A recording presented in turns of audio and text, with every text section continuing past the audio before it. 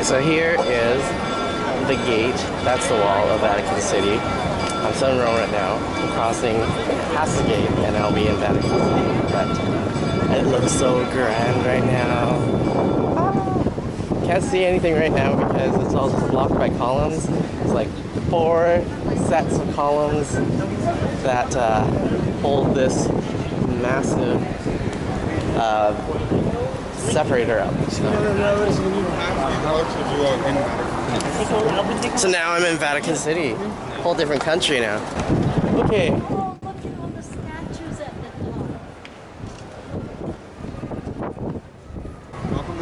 top. Wow.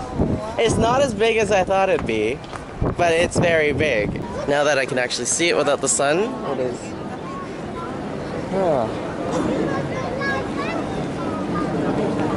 It's pretty great. So those 2 giant walls of pillars are called colonnades, and they're designed so that you can only see through them in a certain spot. So you can see through to the entrance right now, but from the entrance you can't see anything because of the way that the columns are designed. It's designed like that.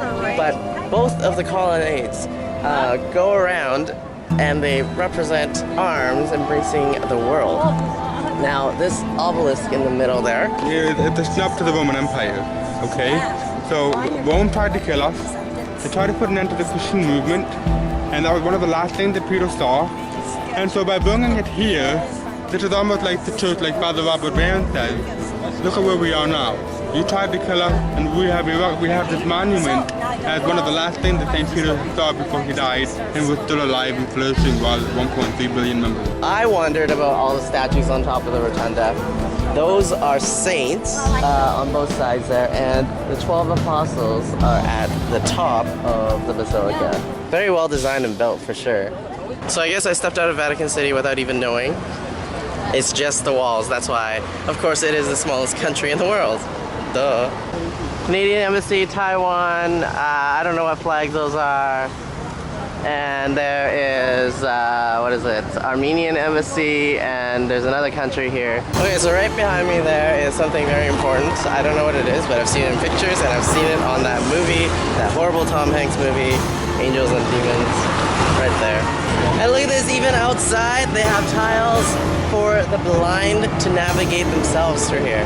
St. Peter's Square to Castel Sant'Angelo, which is the Castle of the Angels. It's apparently been several different things over its time in history, and it was on the edge of Rome.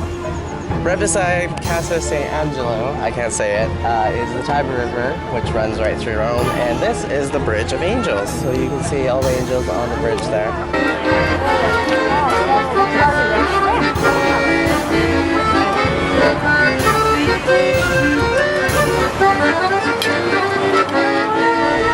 Dinner time! There's nothing like eating dinner in front of a historic site like that. This is, there's no words to describe this. Yeah. So this is our appetizer, and we got some greens, some bruschetta.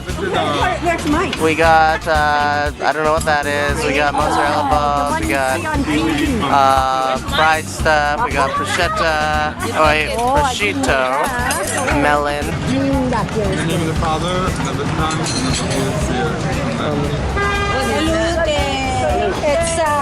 Seafood linguine, seafood risotto. Got crayfish, clam, and mussels. Got lamb.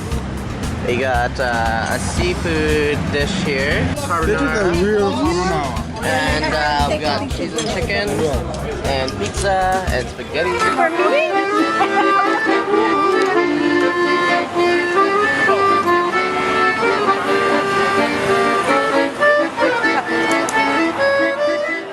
Okay, so this is the inside of the restaurant, and no one's in here because everyone's out on the street, but it's gorgeous in here. They got all the paintings and everything done of all the landmarks in Rome. This is the Trevi Fountain, and it's under it. Well, it's all covered up in scaffolding right now, so this is the closest I will get to the Trevi Fountain.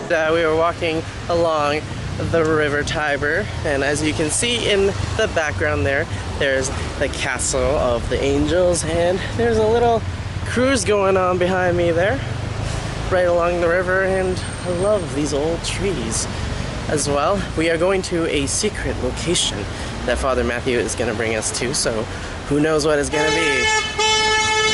This is a very busy road, by the way. The big church here, another church right beside it, and a gallery and a fountain. So we've arrived at some sort of piazza.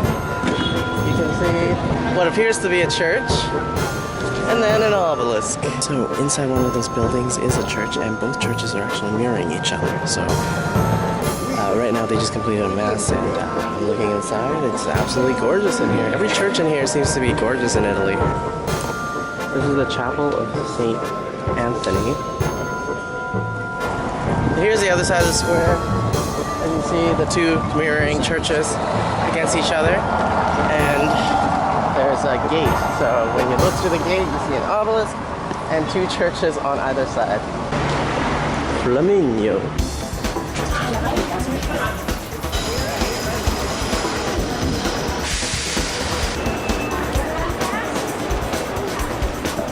So now we are at Flamingo, and we're going to Termini Station where we're doing an interchange. So we're headed on our second line, which is the red line, I believe, which goes east and west, and the blue line goes north and south.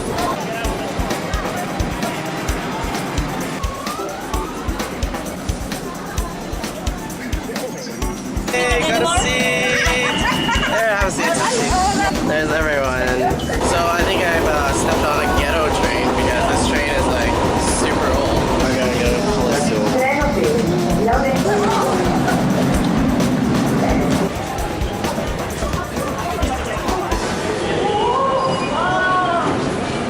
Oh, we're here! I've reached the Coliseum!